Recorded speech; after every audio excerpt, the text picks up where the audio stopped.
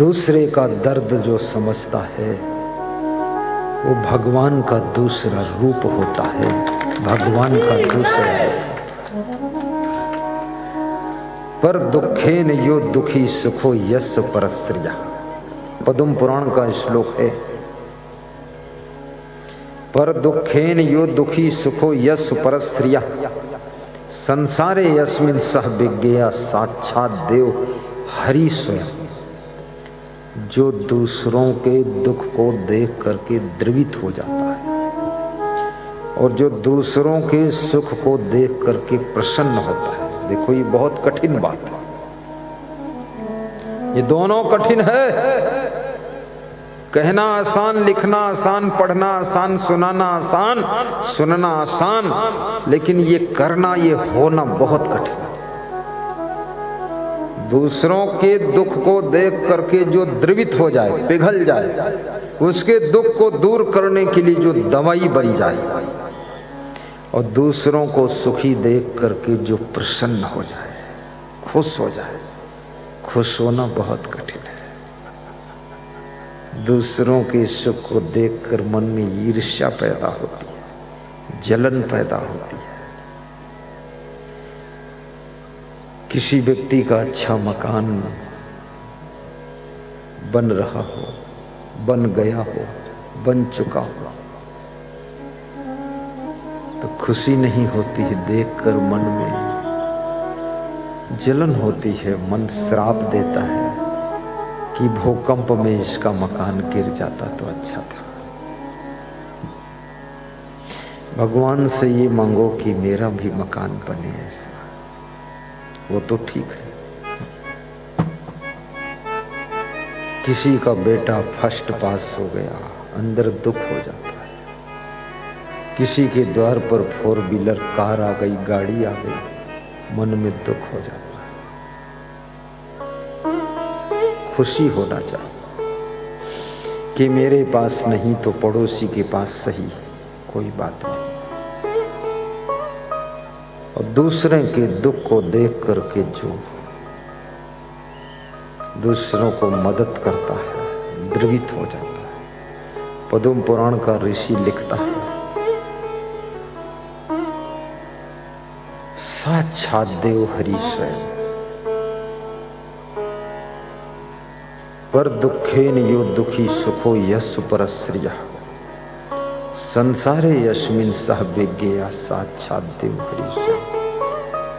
संसारे अस्मिन्, अस्मिन् माने इस संसार में, संसारे विज्ञा मैंने जानना चाहिए उसको।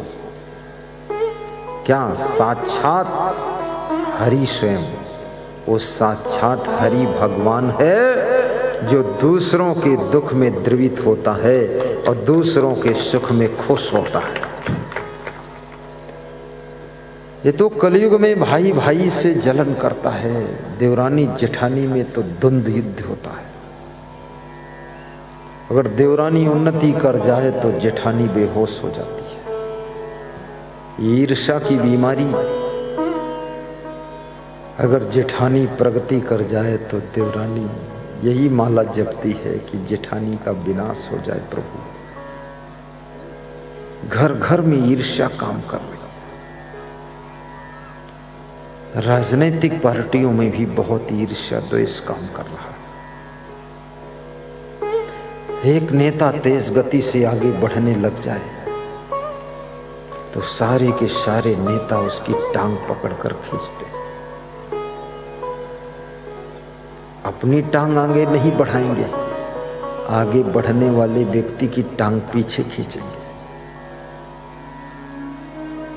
कई बार पार्टी के लोग भी अपनी पार्टी को वोट इसलिए नहीं देते हैं कि जिसके नेतृत्व में चुनाव हुआ है उसका कद बढ़ जाएगा, इसलिए भले 5 साल पूरी पार्टी की हार मंजूर है पर इसका कद बढ़ने नहीं दूंगा।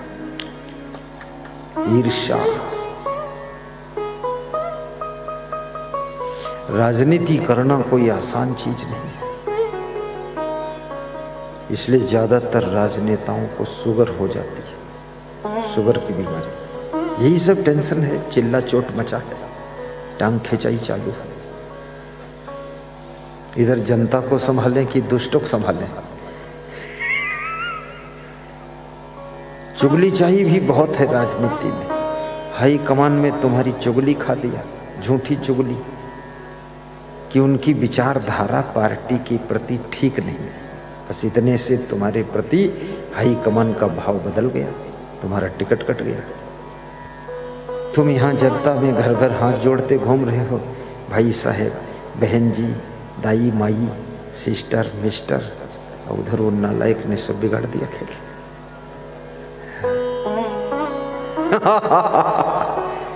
बहुत जंजाल है। इस टेंशन में तो हार्ट अटैक भी हो जाते लोगों के। इसलिए नेता को सत्संग सुनना बहुत जरूरी है, ताकि दुष्टों की दुष्टता से तुम्हारा जीवन प्रभावित न हो। चाहे जो भी ये करें, पर ताली बजाकर हंसते रहो बेईमानों के लिए। चंडाल खोपड़ा। कहां तक हैरान हो गया। टिकट मिले चाहे न मिले, जो होना होगा होगा। अब जिंदगी नहीं खो दूंगा, हार्ट अटैक नहीं होने दूंगा, न शुगर पैदा करूंगा, खुश रहूंगा। ज्यादा झंझट दिखाई दे तो रजाई ओढ़ के दिन में सो जाओ, जाने तो बेईमानों को जो होगा।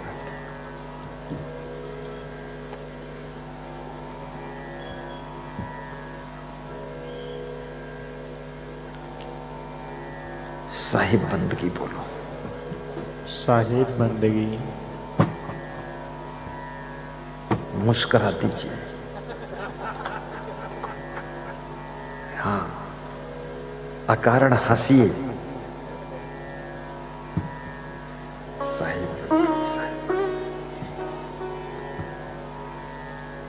कभी राम बन के कभी श्याम बन के चले आना, प्रभु जी चले आना। कभी राम गाओ माताओं बहनों गाओ। कभी श्याम बन के चले आना, प्रभु जी चले आना। सुख करता बन के दुख हरता बन के चले आना, प्रभु जी चले आना। कभी करता बन के दुख हरता बन के चले आना, प्रभु जी चले आना। तुम राम रूप में आना, तुम राम रूप में आना। सीता साथ लेके धनुष हाथ लेके चले आना, प्रभु जी चले आना। कभी राम बन के कभी श्याम बन के चले आना, प्रभु जी चले आना।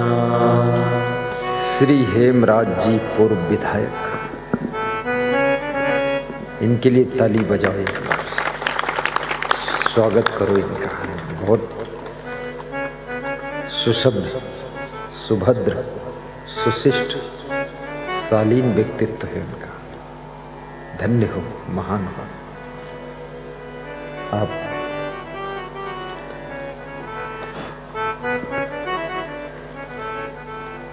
भक्त स्वभाव है।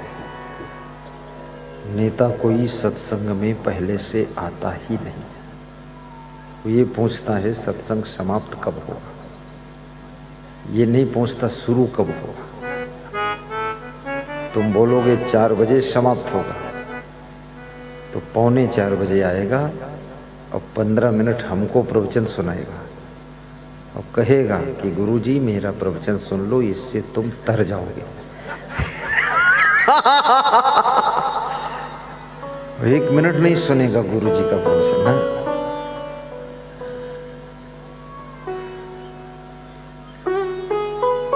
ये केवल नेता नहीं, ये भक्त भी है, इसलिए वो शुरू से आकर बैठ गए। शुरू से। नेता और पत्रकार, ये दो को प्रवचन सुनाना बहुत कठिन है, और दोनों के घरों में चिल्ला चोट बहुत है। क्योंकि नेता को अपना घर परिवार संभालने की फुर्सत नहीं, अब पत्रकार उसको भी घर परिवार संभालने की फुर्सत नहीं, इधर उधर किधर। इसलिए दोनों का घर इधर उधर हो जाता है। राजनीति करो, पत्रकारिता करो, ध्यान से बैठकर सत्संग सुनो, सुंदर स्वभाव बनाओ। संत हृदय नवनीत समाना, कहा कबीर पर कही न जाना। निज परिताप द्रवहि न मनीता, पर दुख द्रवहि सो संत पुनीता। पर दुख द्रवहि सो संत पुनीता। प्रथम भगति संतन कर संगा, प्रथम भगति संतन कर संगा। दूजे रति मम कथा प्रसंगा, दूजे रति मम कथा प्रसंगा। दूसरी भक्ति, मेरे कथा प्रसंगों में प्रेम करो। बहुत प्रेम से कथा सुनना चाहिए। राम कहते हैं प्रेम से कथा सुनना दूसरी भक्ति है, जिसे आप प्रेम से सुन रहे हैं। ये दूसरी भक्ति आप कर रहे हैं। संतों के संग में आज आप बैठे हैं, ये प्रथम भक्ति है। तीसरी भक्ति, गुरुपद पंकज सेवा, तीसर भक्ति अमान। चौथी भक्ति मम गुण गण, खड़े कपट तजि जान। तीसरी भक्ति, गुरु के कमल रूपी चरणों की निर्माणता पूर्वक सेवा करना। शर्त है गुरु के चरण कमल रूपी हो। कमल क्या होता है? अर्थात जिस गुरु का जीवन माया मोह में लिप्त न हो, जिस गुरु के जीवन में कोई नशा व्यसन न हो, जिस गुरु के जीवन में कोई उसका व्यक्तिगत परिवार न हो, सारा संसार ही जिसका परिवार हो, जो गुरु कहीं मोह न करे, जो गुरु कहीं माया में फंसे ना, जो गुरु अपनी इंद्रियों को बस में रखे, ऐसे गुरु के चरण कमल होते हैं। और उनकी सेवा करना, राम कहते हैं शिवरी, ये तीसरी भक्ति है। तीसरी भक्ति बहुत सोच समझ करके शब्दों का प्रयोग किया जा रहा है। गुरुपद पंकज सेवा, गुरु का मुख कमल हो, नयन कमल हो, कर्ण कमल हो, कर कमल हो, पद कमल हो, हृदय कमल हो, पूरा जीवन कमल हो। ऐसा ये कमल शब्द साधारण नहीं है।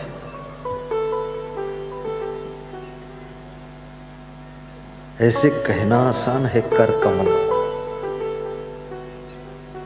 बहुत। उसके कर, कर माने हाथ होता है, उसके कर कमल हैं जिन हाथों से बुरी कर्म बंद हो चुके हैं, अब सत्कर्म ही हो रहे हैं, वो कर कमल है। वो नयन कमल हैं जिन आंखों से अब बुरी दृष्टि समाप्त हो चुकी है, अब केवल और केवल कल्याण की, प्रेम की दृष्टि बची है। वो नयन कमल है, वो मुख कमल है जिसके मुख से अब गलत शब्द नहीं निकल रहे, जिसके मुख में अब गलत खान पान बंद हो चुका है, वो मुख कमल है। वो चरण कमल हैं, पद कमल हैं, जिसके पैर अब गलत राह पर चलकर नहीं जाते हैं, वह पद कमल है। और वो जीवन कमल है जिसका जीवन माया मोह से निर्लिप्त हो चुका है, उसका जीवन कमल है। और जिनका जीवन कमल है, ऐसे गुरु की चरणों की सेवा निर्माणता पूर्वक करना तीसरी भक्ति है। तीसरी भक्ति, ऐसे गुरु का मिलना भी बहुत दुर्लभ है, ये कोई छोटी बात नहीं है। माया मोह कठिन संसार, यही विचार न काहू विचारा। माया मोह कठिन है फंदा, करे विवेक सोई जन बंदा। ये माया मोह का फंदा बड़ा, जरा से चूक जाओगे, माया मोह में फंस जाओगे। घर छोड़ने से केवल वैराग्य नहीं होता, काम क्रोध लोभ मोह अहंकार ईर्ष्या द्वेष जगत का आकर्षण अंदर से खत्म होना चाहिए। कितने लोगों ने घर तो छोड़ दिया, लेकिन उनकी ममता नहीं छूटी, मोह नहीं छूटा। घर छोड़ के चले गए, जंगल में बैठकर घर की याद करके रोते हैं। ये भीतर का मोह दूर हो जाए। मोह सकल व्याधि कर मोला, जेहि ते पुनि ऊपर जय बहु सोला। बेटी सकल को माँ बाप विदा कर देते हैं, सामान दे देते हैं, सम्मान दे देते हैं, फिर बैठकर घर में चुपके रोते हैं। बेटी तो ससुराल चली गई, सामान भी दे दिया है, सम्मान भी दिया है, दहेज भी बहुत दिया है। माँ बाप कमरे में चुपके रो रहे हैं, बेटी की याद आ रही है। राजा जनक ने अपनी बेटी का विवाह भगवान राम के साथ कर दिया था, बड़े खुश हुए थे जब विवाह हुआ था। किसी माँ बाप को अपनी बेटी का वर भगवान ही मिल जाए तो क्या बात है, बहुत बड़ी बात है। ऐसा वर मिलता कहाँ। राम को देखते ही दशरथ का मन खुशी से भर गया कि मेरी बेटी का पति भगवान, क्या बात।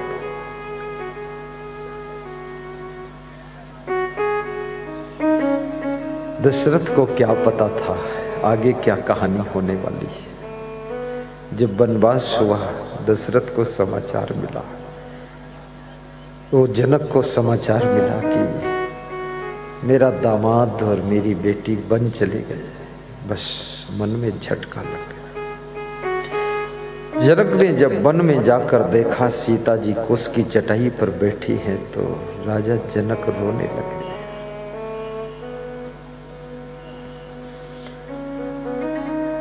बेटी का विवाह होने के बाद भी माँ बाप को बेटी की चिंता रहती है। इसलिए बेटियों को चाहिए कि ससुराल में सेट होना सीखें। जो बेटियां ससुराल में सेट नहीं हो पाती, अपसेट हो जाती, रिटर्न हो जाती, यू टर्न हो गई। माँ बाप बहुत दुखी हो गए कि इसका भविष्य और भाग्य अब क्या होगा। बड़ी मुश्किल से बर ढूंढा, वहां से लड़ झगड़ कर वापस आ गई चुड़ैल। अब क्या होगा?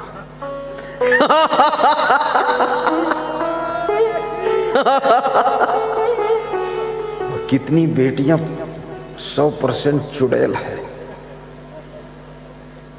पति को भी बिल्कुल झकझोर डाला और सासू की चोटी पकड़कर घुमा दिया और ससुर को भी 2 लात मारा है, छलांग मारकर फिर मायके में बैठी है सुपर्णखा बनकर। माँ बाप की टेंशन बढ़ गई कि अरे क्या हुआ।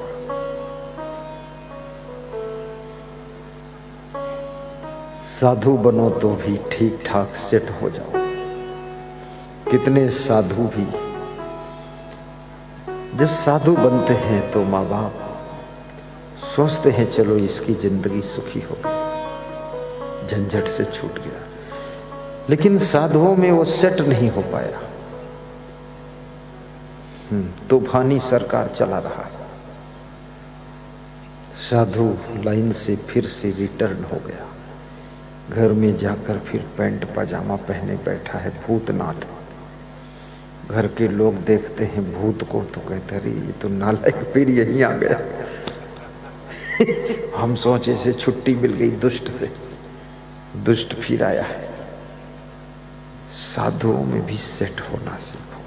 ऐसे साधुओं में सुख तो बहुत है, लेकिन दुष्ट के लिए यहां भी सुख नहीं। दुष्ट न छोड़े दुष्टता। साधु लाइन में जो सुख, मैं तो सुख के लिए ही साधु बना, सही बताता, क्योंकि मैं बहुत लोगों के घरों में देखा बहुत कलेश था। जिन टीचरों के यहाँ ट्यूशन पढ़ने जाता था उनके घर में भी चिल्ला चोट मचा। उसकी पत्नी टिल टिल टिल टिल बोल रही है, तो वहां से भी सीख लिया कि इस भड़भूजे से बाहर हो जाओ। हाँ निकलो महाराज जी। रिश्तेदारों में भी गया, वहां भी मैंने देखा बहुत बड़े बड़े धनवान रिश्तेदार पर शांति नहीं। रिश्तेदारों के घरों में जो घर का मालिक है वो तो बिल्कुल बहुत दुखी है, बड़ा धुंध मचा हुआ है। गांव में बहुत से लोगों के यहां देखा, मन में वैराग्य आ गया कि बस हमको नहीं चाहिए दुनिया के भोगों का सुख। मुझे न चाय पीना है, न कॉफी पीना है, और न मुझे दूध पीना है। छोड़ो, झंझट खत्म करो, सादा जीवन, उच्च विचार। साधु के कपड़े लपेटने से केवल सुख नहीं मिलेगा, साधु को जबान जब तक कंट्रोल नहीं करेगा तब तक वो साधु को भी सुख नहीं मिलेगा। लालच छोड़ो खाने पीने का। महात्मा जी, कोई आदत ही नहीं, कोई नशा ही नहीं, यही साधुता। और कहीं मोहित होना ही नहीं, चाहे कोई जितना सुंदर रूप बनाए, चाहे विश्व मोहिनी बनकर आ जाए, मोहित नहीं होना। ये साधु की पहली कसौटी। न मोहित होना है, न किसी को मोहित करना है, न फंसना है, न फंसाना है। शुद्ध ब्रह्मचर्य का पालन, ये मेरा पूरा संकल्प था। घर पर ही सब त्याग वैराग्य था, घर पर ही कुछ भी नहीं, झंझट फालतू सब खत्म। पहले से ही नहीं था, शुरू से स्टार्ट ही नहीं हुआ। हाँ, ऐसा नहीं कि 10 दिन बीड़ी पिया तब छोड़ा, पिए ही नहीं।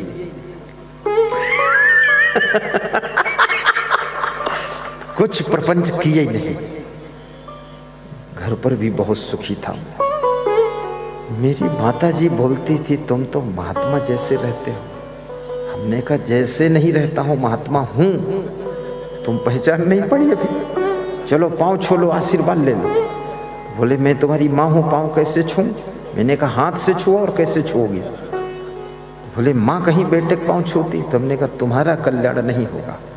कि जब समझ ही नहीं पाए, यशोदा समझ नहीं पाई, भगवान कृष्ण हो गए हमारे यहाँ, तो वही डंडा ले पिटाई शुरू करे। समझो तो तुम्हारे द्वारा महान पुरुष का जन्म हो गया।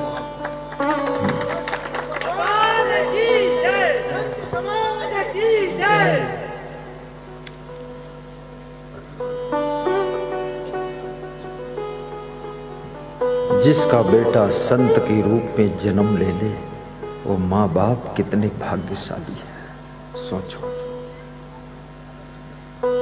जिसकी बेटी चरित्रवान, जिसकी बहू गुणवान बहू है, वो घर भी धन्य है।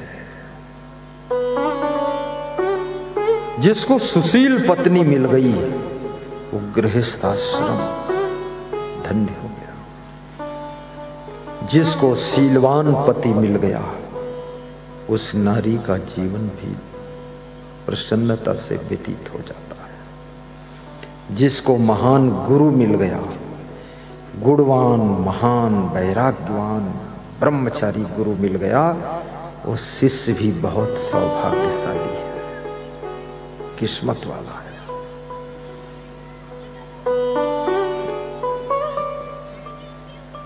प्रेम के महत्व को समझना, परस्पर प्रेम से रहना, हिल मिलकर रहना, मधुमक्खियों से सीखना कैसे हिल मिलकर रहा जाता है, तितलियों से सीखना कैसे मस्ती से जिया जाता है, भौरों से सीखना कैसे आनंद की अनुभूति की जाती है, चींटियों से सीखना कैसे हिल मिलकर काम किया जाता है, और